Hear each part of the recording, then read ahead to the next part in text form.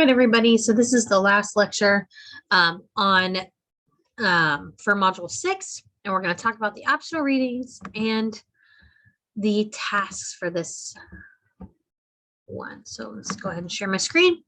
Okay, so family diversity is the new norm for children in America. So this article really uses 2012 is what that's supposed to say, not 2021, sorry, data, but in the same researcher updated his data in 2019. And so let's kind of look at what he found. Here's the link to the data that was updated. We're going to go ahead and go into graph 1. This is really talking about the living and working arrangements of the caregivers of the children ages 0 to 14. And then there's one, obviously, that looks from 1960 and then compares it to 2017.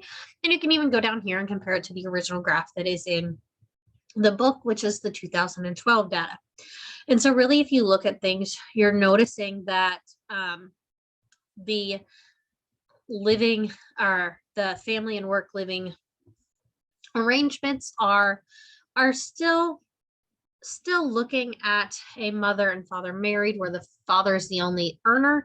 That is so significantly different from 1960. So you're looking from a difference between 65% in 1960 to 22% in 2012 to 21% in 2017. So we still are seeing a decline in that.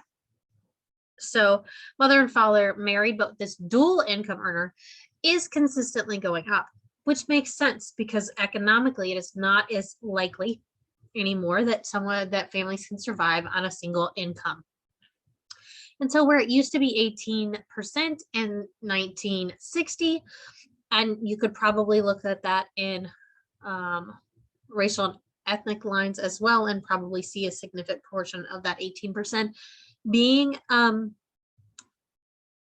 of persons of color and families of color. But now you see in 2017 that it's 37, which went up from the 34% in 2012. And so as you see, you can look at some of the changes. I do want to point in that single mother has significantly gone up since never married mother, since it is looking at single mother there. And so there's a change in some of these. So some of these never married mother and formerly married mother, those are probably going to combine to get your single mother over in here. Single father has gone from 3%, and now it is looking like it's closer to 5%. Mother and father cohabitating, which I find interesting, is staying pretty similar at about 7%. But I do think it's also very interesting to see that we're adding in same-sex couple partnering parents. We're looking at things like of that nature, which is just maybe not so much on the 2012 data. And so really you're going to start seeing that line possibly change as more and more rights come to those who may not fit the heteronormative lifestyle. So now we're going to pop out. We're going to look at graph 2. Graph 2 is going to talk about distribution of household types. So again, married couple versus extended households versus an individual versus a single parent versus a non-family group. So your non-family group is going to be your roommates, your stuff like that. Your single parents, obviously pretty self-explanatory, but your extended household goods, those are going to be your multi-generational households.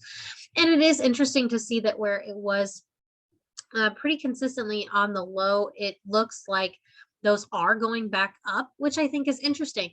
And that may be due to these economic reasons where we're needing more incomes to come into a single household.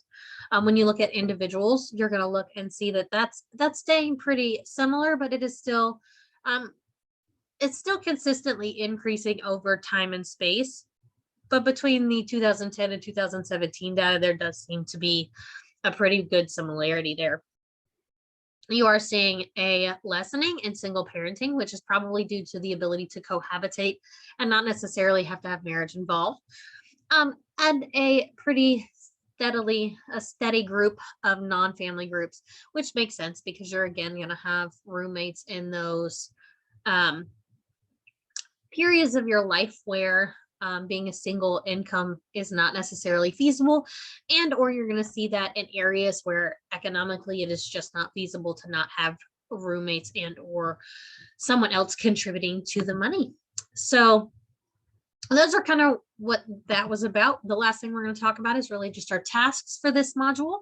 And that's going to be, as always, to kind of do your readings, look over your course materials, do your discussion board, post in your quiz like normal. On top of that, there's going to be an option to post your slides for your presentation for feedback, which I have no problem giving you feedback. And I'll get those feedbacks to you fairly quickly so that you can make any changes that you would like to make or any modifications.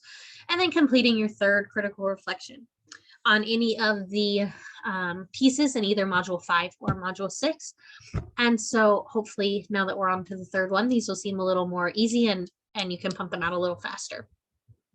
And it won't seem as tedious. But if you have any questions, as always, feel free to contact me and I will talk to you guys again soon. We're getting close to the end and I hope you guys are learning anything. And if you have questions on anything as we move forward, please feel free to contact me and ask. All right, have a good day.